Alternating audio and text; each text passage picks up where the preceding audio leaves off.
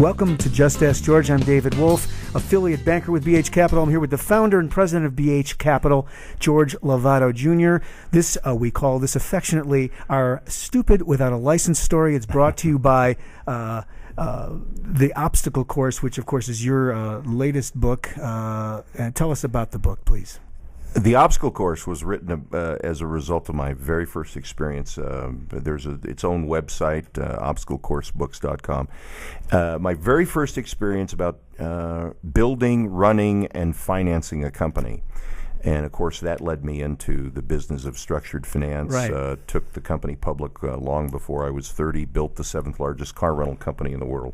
All that wonderful stuff. That and $3, or actually $6 now will buy you a cup of coffee. No, but at seriously, he can say it with modesty, but this is an extraordinary story. And there is, I mean, to take a company public is a very complex, it requires a delicate balance of art, understanding how Wall Street works. There's politics involved, there's personalities involved, there's a lot there, and you really go through it in the Obstacle Course book, don't you? We change the names to protect the innocent.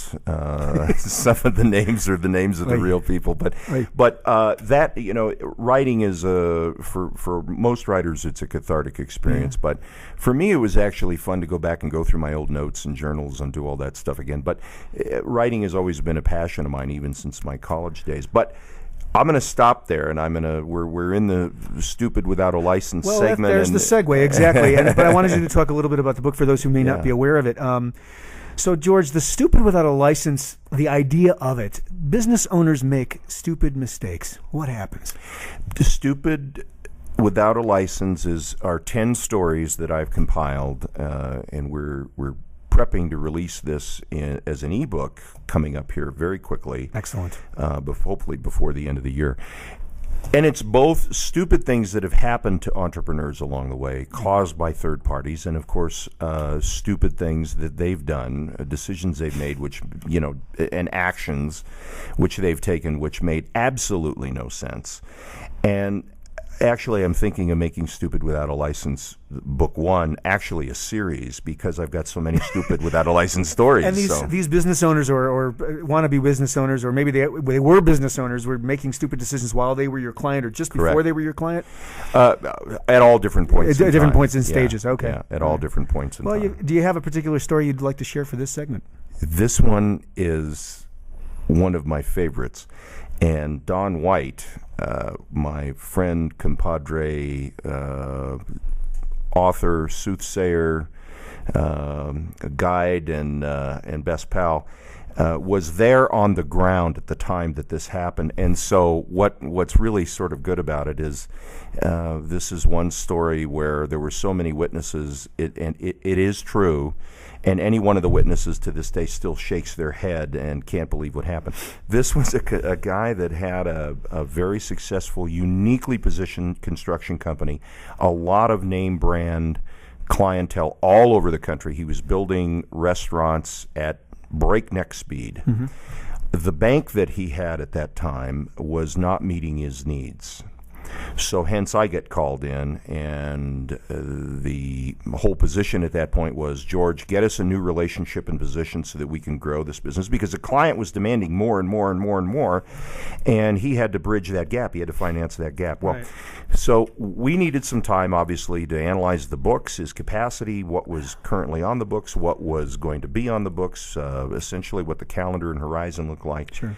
And we needed about 2 weeks to do that. So we get in the heat of the battle, looking at mountains of paper, looking at the financial statements, the contracts, so on and so forth. So we get about halfway through the process, and it's fairly clear that financing this business, providing another larger credit facility, isn't going to be a real leap. Right. And I had stuck my toe in the pool water, talked to a lot of resources that were in this space, were very familiar with the clientele of this client. Yeah. And I said, look, you know, I need roughly a $20 million facility. This guy was working from a $2 million facility, and he really needed 20. Oy. Yeah. It's quite a leap there, isn't it? So I said preliminarily, we've got a couple of interested parties. Whatever you do, don't change the relationship with your existing banker. Don't tell your banker you're taking this note out, because in this interim period until we're closed with the new facility, you're still going to have to use this line of credit, and we don't want to make them mad. Hello? Don't touch talk it. Don't mess with it. Yeah. to your banker, and don't spill the beans that you're putting in a new credit facility. You got a takeout coming, yep. So I go back to one particular resource, and I generate a letter of commitment. And it was predicated on just one thing, basically, which was hand me over a set of reviewed financial statements, of which Don White was working on, the CPA, famous Mr. Goodwrench. And lo and behold, he said, "You're that sure?" I said, "Yeah, well, here's the commitment letter, and we'll be ready to go.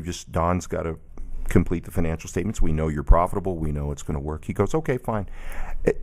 But by the way, don't tell your banker that we're moving the credit. Just leave it alone. He doesn't need to know anything we're doing."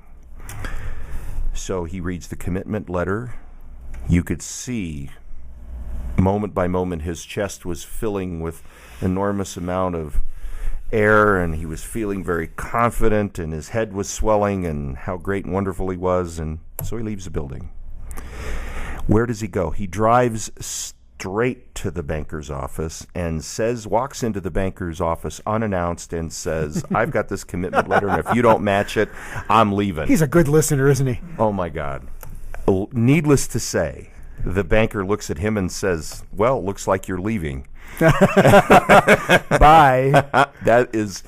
That's the starkest, clearest way I can tell you that stupid without a license story. Aye. Immediately, things started to unravel, and we had to work at breakneck speed to put the new credit facility. And meanwhile, the bank has said, "Well, since you're leaving, and we're not so sure about you anymore." And the banker was quite taken aback by his whole attitude. It was like, take it, leave it, So this was like as stupid as it was fueled by ego at some level, right?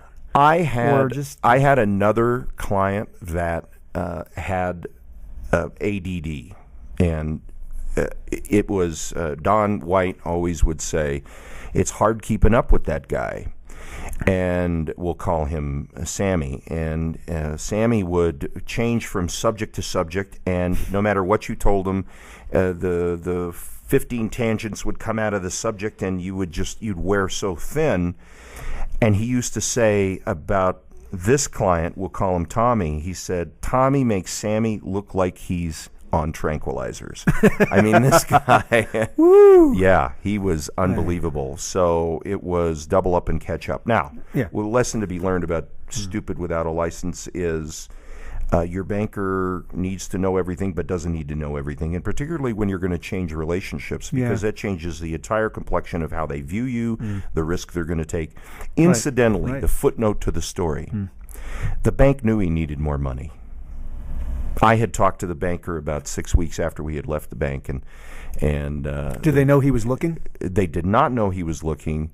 They knew he needed more money, and their lending limit was enough to provide the credit facility he needed. But this was more ego intense. This was all those wonderful things that come into play. So fortunately for him, he did not implode, but he could have. Unbelievable. Stupid without a license. Well, we'll have many more of these from George Lovato over at BH Capital. You've been listening to Just Ask George, the Stupid Without a License story segment, brought to you by The Obstacle Course. Tell us the website for The Obstacle Course. Oh, I've got it right here. ObstacleCourseBooks.com. Well, it's the first thing to go, and the second thing I can't remember. Folks, we'll see you next time on Just Ask George. Thanks a lot.